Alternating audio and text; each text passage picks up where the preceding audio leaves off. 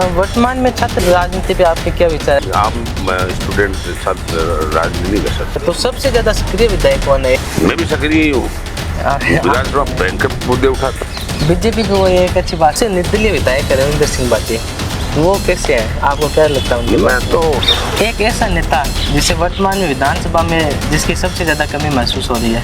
नागौर से सांसद है हनुमान बेनीवाल, आप ही के पार्टी के ये हाकिम अली खान साहब ने इन्होंने कहा था कि अमल करते हैं। गाँवों में जो खेतों के कच्चे रास्ते थे उन पर वो जेकरा रोड बनी हुई थी। अभी वर्तमान में उनकी स्थिति बहुत ज़्यादा जर्जर हो चुकी है कि वो फूट चुके हैं, कहीं से अंदर धस गई है। तो उसका ऐसा है, नव निर्माण का कार्य क्यों नहीं हो रहा है उनका? सरकार इसलिए जिम्मेदार है। प्रेम विवाह क्यों नहीं होने चाहिए? आपने विधानसभा में भी कहा था। बेचारे माँ बाप मुंह नहीं दिखा पाते। एक अपने क्या अट्टा सट्टा हो रखा है, ये जो शादियाँ हो रही है अट्टा सट्टा के जो विवाह चल रहे हैं, तो इनमें भी बहुत ज़्यादा लड़कियों का जीवन दुर्भर हो जाता है। और इसके कारण वास्तव जीवन दुर्भर होता है। आटा सट्टा की शादियाँ चलती नहीं है, डाइवर्सन होता है, ये लड़कियों का जीवन बर्बाद हो जाता है, घर बर्बाद हो जाता है। आरएसएस कैसा संगठन है, इसकी बड़ी आलोचना ही हो रही है आपकी। आज बीजेपी को पूरी सरकार को हाईजेक कर रखा है आरएसएस। युवाओं को क्या गलतियाँ नहीं करनी चाहिए कि आप एक्टिव और इफेक्टिव होकर अपने समाज में, अपने क्षेत्र में, हर क्षेत्र में काम करें। नमस्कार, मैं प्रदीप शर्मा और आज मेरे साथ हैं रतनगढ़ से विधायक पुष्पाराम जी गोदारा। आपका हमारे चैनल पे बहुत बहुत स्वागत है। हमारा पहला सवाल, आपकी पारिवारिक पृष्ठभूमि क्या रही है जिससे आपको राजनीति में जुड़ा हुआ? ऐसा है कि मेरी पारिवारिक पृष्ठभूमि ये है कि मेरे पिताजी का जीएसएस के बागसरा थोड़ा तहसील स्टैंड के अध्यक्ष थे। उसके बाद में मैंने बीकॉम LLB किया जयपुर राजस्थान यूनिवर्सिटी से, और फिर मैंने वकालत शुरू की 1983 में, जो मैंने 1997 तक की। मीनवाइल 1988 में मैं ग्राम पंचायत बागसरा का सरपंच बना, और फिर 1995 संवैधानिक दर्जा पंचायती राज को मिलने के बाद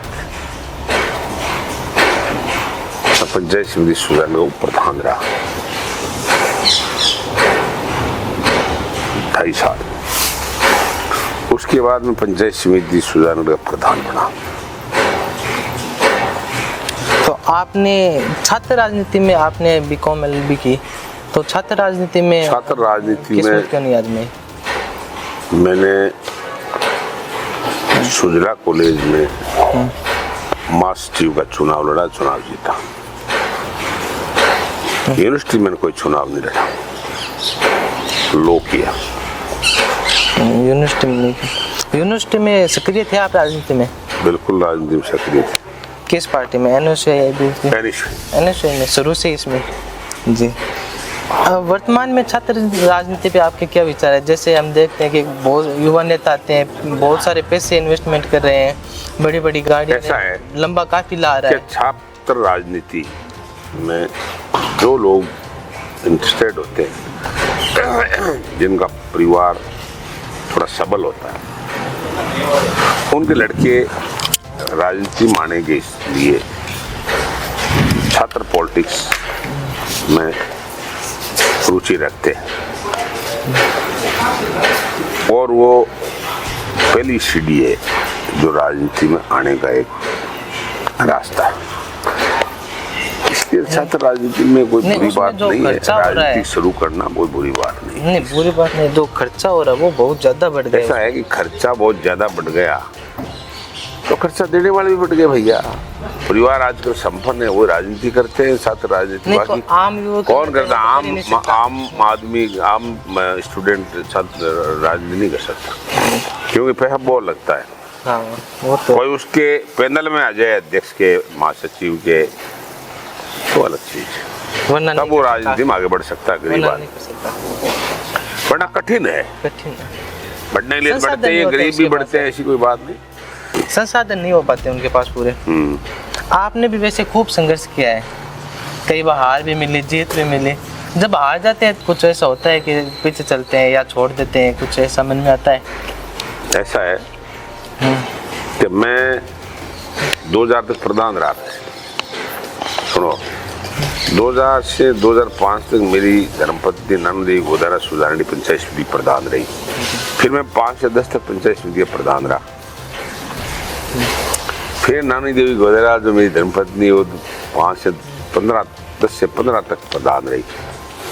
मीनवाइल मैं जिले का उपाध्यक्ष रहा, जिला कांग्रेस कमेटी। इससे पहले मैं 2096 में लेकर के 2004 तक देहात ब्लॉक कांग्रेस कमेटी सुधारने का अध्यक्ष भी रहा। और 2013 में मैं एक जिला परिषद का मेंबर भी रहा।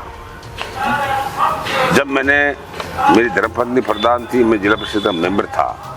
2013 में कांग्रेस पार्टी से मुझे टिकट मिला रतनगढ़ से और मैंने चुनाव लड़ा। कामयाबी नहीं मिली, पूरे देश में मोदी लहर चली।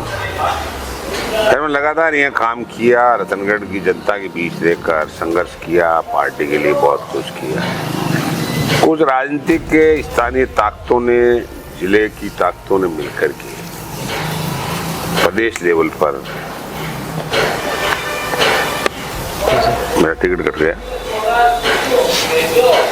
मैंने फिर हमारे कार्यकर्ताओं ने मुझे रतनगढ़ से निर्दलीय चुनाव लड़ाया। हमने ताल ठोकी,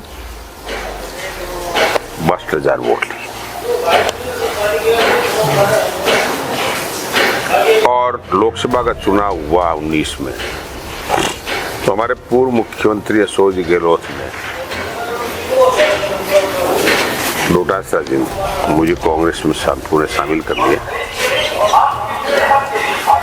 और हम लगातार पार्टी का काम करते रहे, लोगों की सेवा करते रहे। दलित, मजदूर, गरीब, किसान और 30 को हम साथ लेके चले।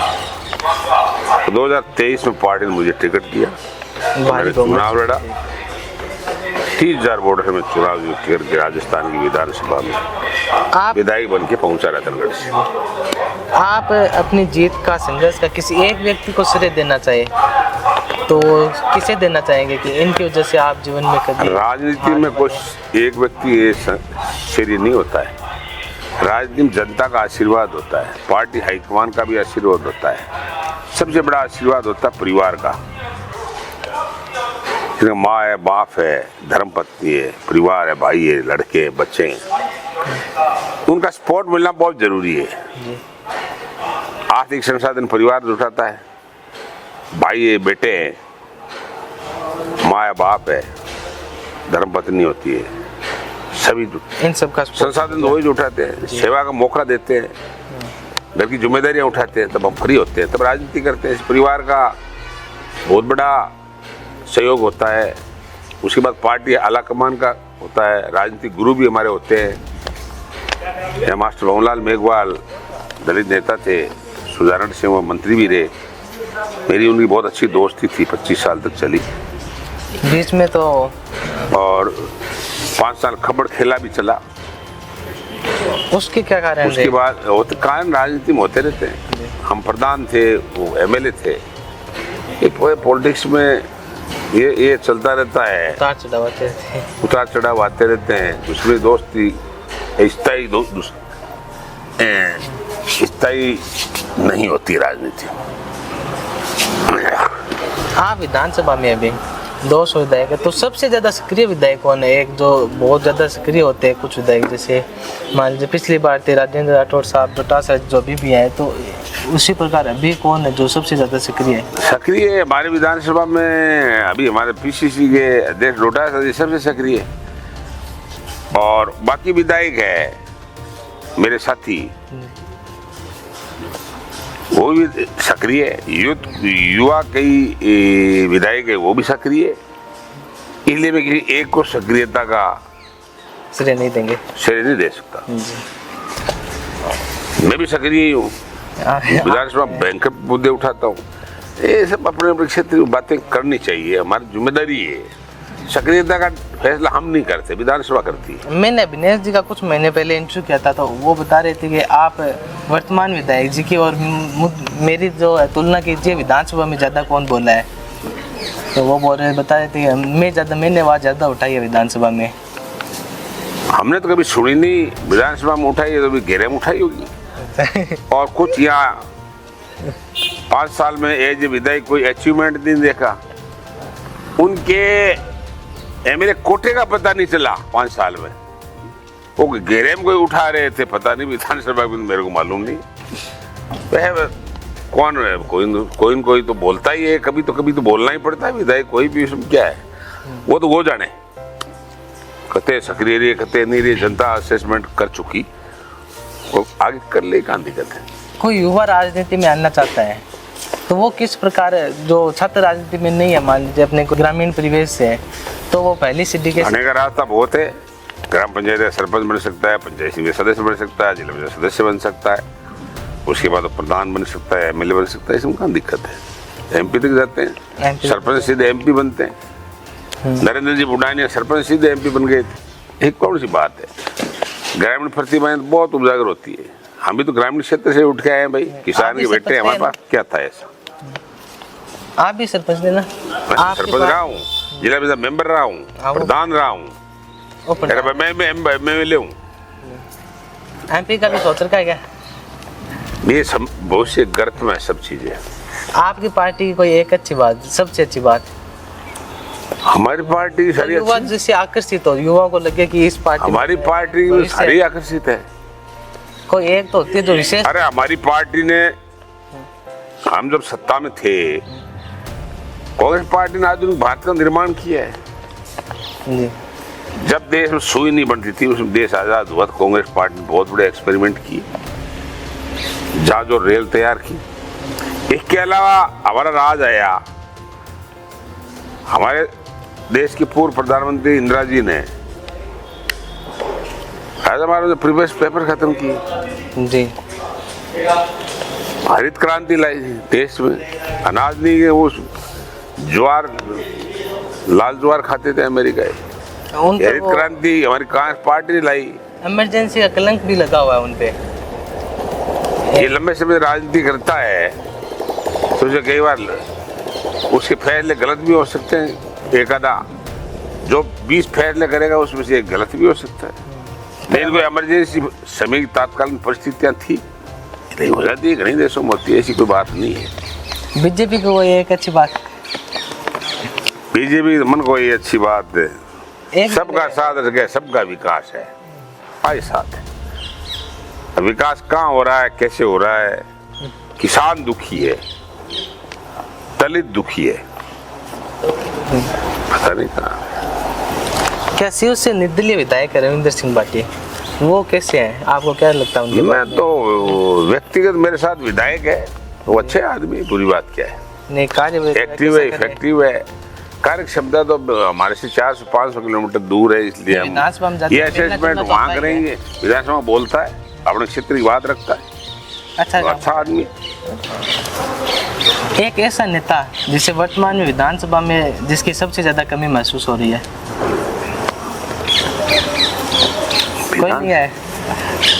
विधानसभा में तो कभी क्या महसूस होती है, हमारी पार्टी में तो जो जिनको आना चाहिए तो सारे आ गए। डोटासरा जी ने कहा था कि ये राजेंद्र राठौड़ साहब की इनकी कमी थोड़ी महसूस हो रही है, ये सच? ये बिल्कुल बीजेपी में कमी महसूस हुई है, ये वहाँ है, देखती बात है। उसके मुकाबले बीजेपी में वसुंधरा जी बात वही नेता है, ये बाकी नेता तो मन मेरे जैसे अबोल है, वो जवाब ढंग से नहीं दे सकते। देखो गांव बेरी को इशारा, इसमें क्या है, राजेंद्र राठौड़ की सक्षमता विधानसभा में थी, एप्रिशिएट लीडर है वो बीजेपी का, विपक्ष होने से क्या हो गया। आपका कैसा व्यवहार है उनके साथ? मेरा उसका तो व्यवहार, व्यक्तिगत व्यवहार बहुत अच्छा है, कहाँ समाज कोई दुश्मन नहीं। और ये पार्टी सिद्धांतों आधार पर राजनीति चलती होती। नागौर से सांसद है हनुमान बेनीवाल, जो आपके साथ पहले गठबंधन में थे, उन्होंने गठबंधन तोड़ भी दिया बाद में कुछ कारण जो। ये देख, गठबंधन तोड़ना जोड़ना ये हाईकमान का काम है, हमारा काम। वो कैसे नेता है? वो कैसे नेता है हनुमान जी? युवाओं को आकर्षित करने वाला नेता है, मैं इतना ही कह सकता हूँ। भाई गुणदोष के बारे में कुछ नहीं बता सकता। नहीं, आपकी पार्टी के ये हाकिम अली खान साहब ने, इन्होंने कहा था कि अमल खाते हैं वगैरह वगैरह, वो नहीं, मैंने तो नहीं सुना भाई। नहीं सुना आपने? हाँ। मैं तो नहीं, झूठी बात मैं नहीं करता। वो तो उन्होंने कहा था, मुद्दा भी बहुत भड़का था। वो मुद्दा हो सकता चला हो, मेरे तो मुद्दा चला होगा, लेकिन मैंने नहीं सुना ऐसा, नहीं देखा। ये सब अपना व्यक्तिगत विचार है। हाँ। एक है कि गांवों में अभी भी गर्मियों में खासकर ये जो बिजली की समस्या आ रही है, इसका कोई निराकरण नहीं हो रहा है। बिजली की समस्या गांव में भी है, शहर में भी है। बिजली का कंजम्पशन ज्यादा बढ़ गया, सारा सिस्टम डेवलपमेंट की धुरी बन गई, इसलिए इसका कंजम्पशन उपयोग ज्यादा होता है। सारी इंडस्ट्री बिजली पर निर्भर है, इसलिए बिजली के संसाधन हमारी सरकार ने खूब बढ़ाए। इन्होंने ये 2 साल से बीजेपी सरकार है, इसने कोई सिस्टम नहीं बढ़ाया, सिर्फ इसने सोलर प्लांट जरूर लगाने चालू किए, जो हमारी सरकार में भी लगते थे, अभियान के रूप में इन्होंने नहीं लगाया।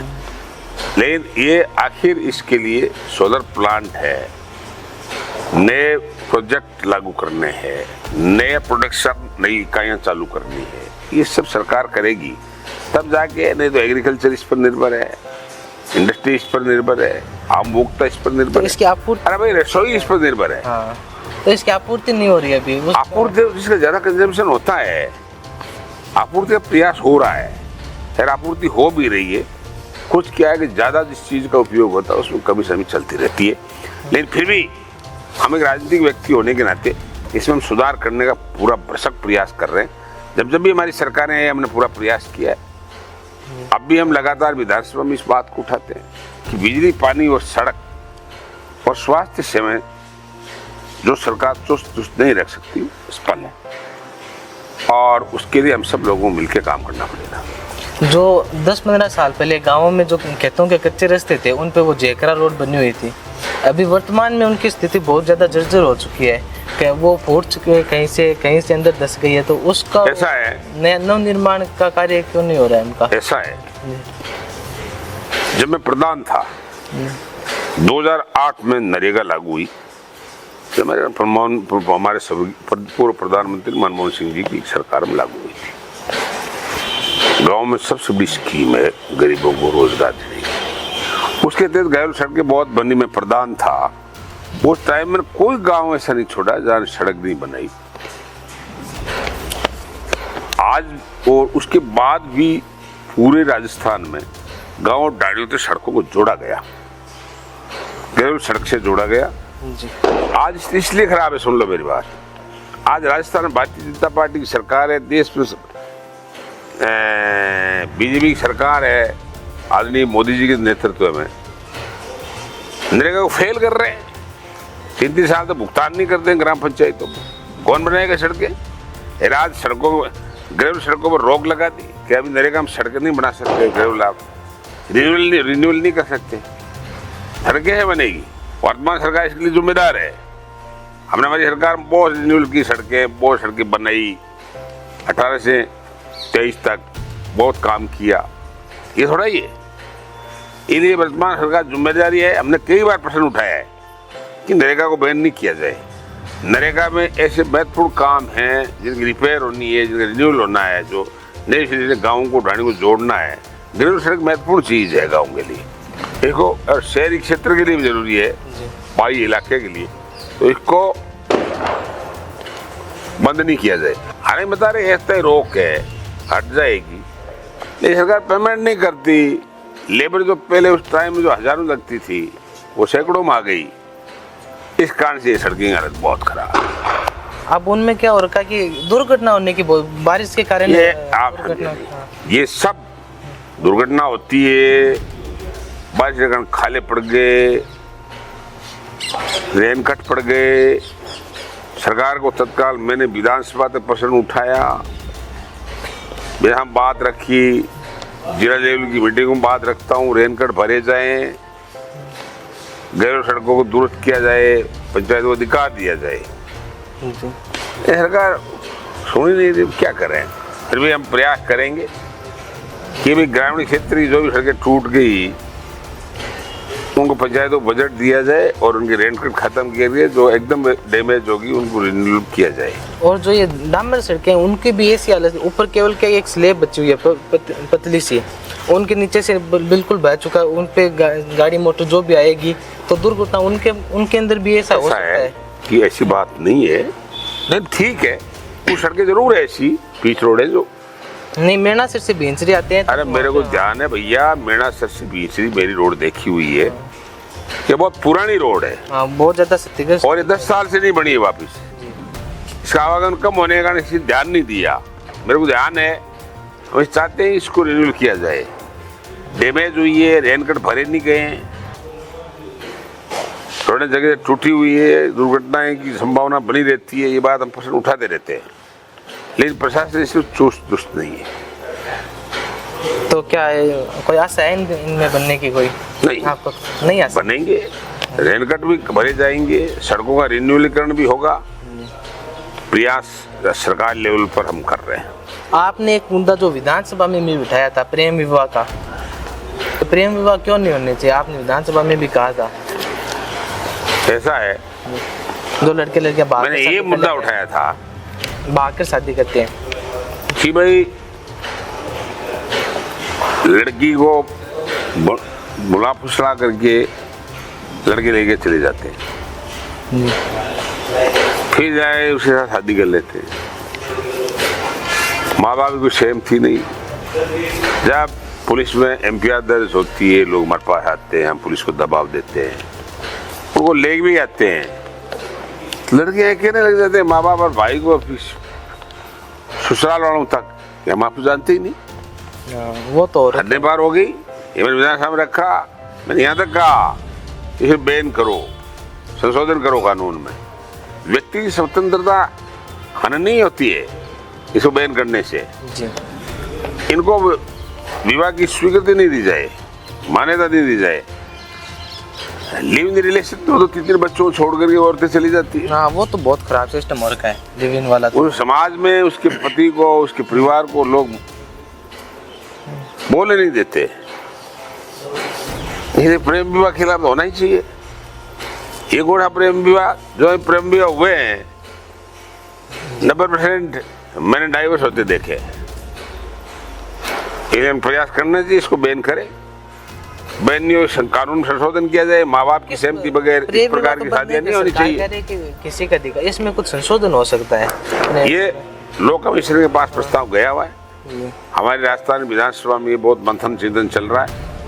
इसमें हम चाह रहे हैं कि इसमें कोई संशोधन हो और इनसे निजात मिले, नहीं तो कानून व्यवस्था बिगड़ती है, मर्डर तक हो जाते हैं, परिवार बर्बाद हो जाते हैं, केस पाने हो जाते हैं। बहुत गड़बड़ ये मामला है। इज्जत वाला, इसमें इज्जत ज्यादा क्या ग्रामीण परिवेश में यही होता है। सब इज्जत ग्रामीण हो या शहरी क्षेत्र हो, बेचारे माँ बाप मुंह नहीं दिखा पाते। एक अपने क्या अट्टा सट्टा हो रखा है, ये जो शादियां हो रही है, अट्टा सट्टा के जो विवाह चल रहे हैं, तो इनमें भी बहुत ज्यादा लड़कियों का जीवन दुभर हो जाता है।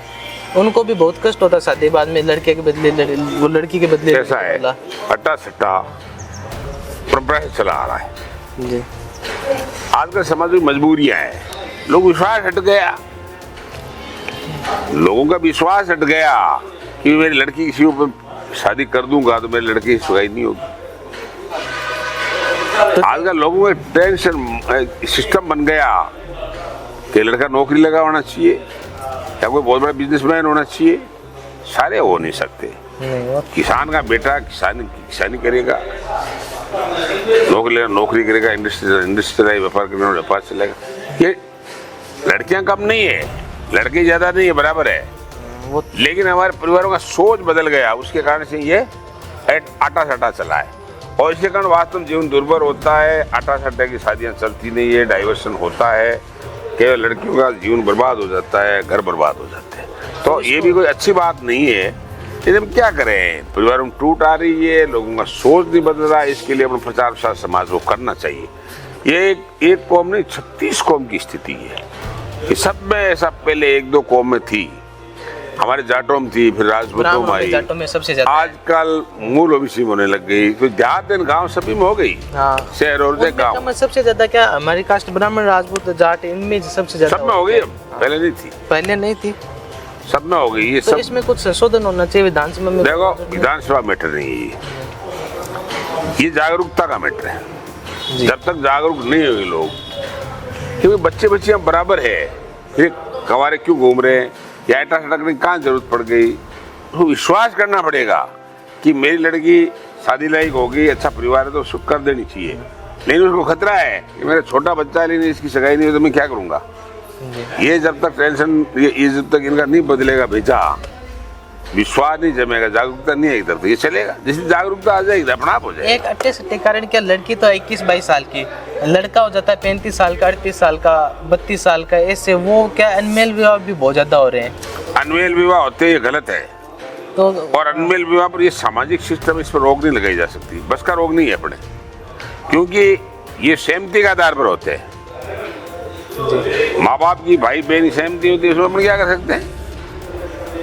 पर ये जो हो रहा है बगाल बगर के सहमति के विरुद्ध में ये शादियां होना, ये होना, ये माँ बाप की परिवार की सहमति से होते हैं, ये सहमति से होने वाले हैं, इस पर रोक नहीं लगाई जा सकती। तो मैंने कह दिया जागरूकता के अलावा कोई इलाज नहीं है, जागरूक करो समाजों को। राजस्थान में वर्तमान मुख्यमंत्री भजनलाल जी शर्मा कैसे हैं, कैसा कार्य करें आप, आपके सरकार? भजनलाल शर्मा राजस्थान के मुख्यमंत्री है, नए आदमी है, जो जैसा होता है और राजस्थान में काम कर रहे हैं।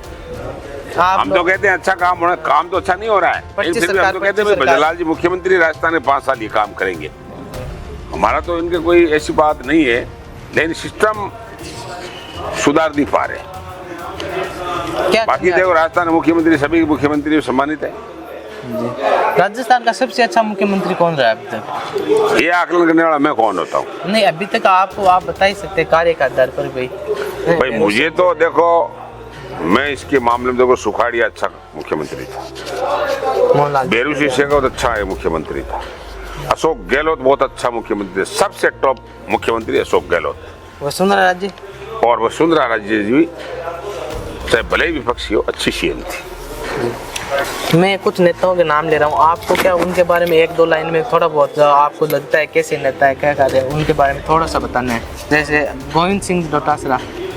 गोविंद सिंह डोटासरा अच्छा सामाजिक आदमी, किसान का बेटा है, हमारी पार्टी का अध्यक्ष है। जब शिक्षा मंत्री रहे तो समाज के लिए अच्छा काम किया और आम जनता के लिए अच्छा काम किया। राठौड़ साहब, राजेंद्र राठौड़। राजेंद्र राठौड़ साहब अपने स्थान पर अच्छे नेता है, इसमें क्या बुरी बात है। विपक्ष से हो सकते हैं लेकिन वो अपनी जगह अच्छा ही काम किया, बुरा क्या किया। सचिन पायलट जी युवा है और राजनीतिक परिवार से पुराना, उनके पिताजी राजेश पायलट, पिताजी वो सेंट्रल मिनिस्टर थे, अच्छे आदमी थे। उनका लड़का है सिंसियर लीडर है, युवा होता है, उसमें स्टेपना होती है जी, बढ़ने की चाह भी होती है, कोई बुरी बात क्या है। इसलिए सचिन पायलट भी अच्छा आदमी। हनुमान बेनीवाल अपने स्थान पर बढ़िया है। बाकी आरएलपी का काम है, वो अपना काम कर रहे हैं, हम हमारा काम कर रहे हैं। वो स्थानीय लोकल पार्टी के लीडर हैं, इसलिए इसे कांग्रेस पार्टी के लोगों से मुकाबला नहीं। किरोड़ी लाल मीणा, किरोड़ी जी दुनिया अजब और अलग है इस दुनिया, वो अपने हिसाब से अलग ही चलते हैं। राहुल कस्वा, हमने आज एग्रीकल्चर मिनिस्टर के रूप में उनको बैठा नहीं देखा। राहुल कस्वा, इनके पिताजी राम सिंह जी कस्वा अच्छे आदमी है।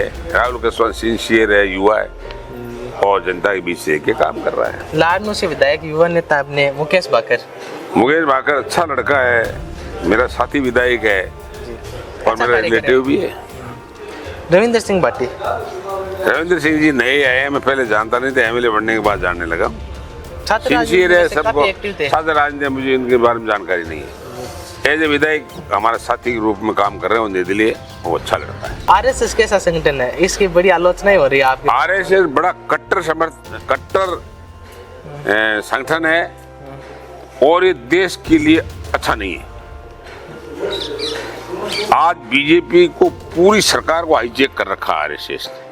आरएसएस का जनाधार नहीं है, कैडर हो सकता है और आम पब्लिक की भावनाओं को ये आरएसएस नहीं समझ सकता। ये तो कह रहे हैं देशभक्ति का गरीब दलित मजदूर और किसान, ये सिर्फ शिविरों में देशभक्ति या गाने से देशभक्ति नहीं होती। देशभक्ति के लिए गरीब दलित मजदूर का काम करना पड़ता है, देश के विकास के लिए काम करना पड़ता है और युवाओं के लिए काम करना पड़ता है और हमारे देश की रक्षा के लिए संघर्ष करना पड़ता है और सीमाओं को मजबूत करने के लिए सेना का जज्बा बढ़ाना पड़ता है।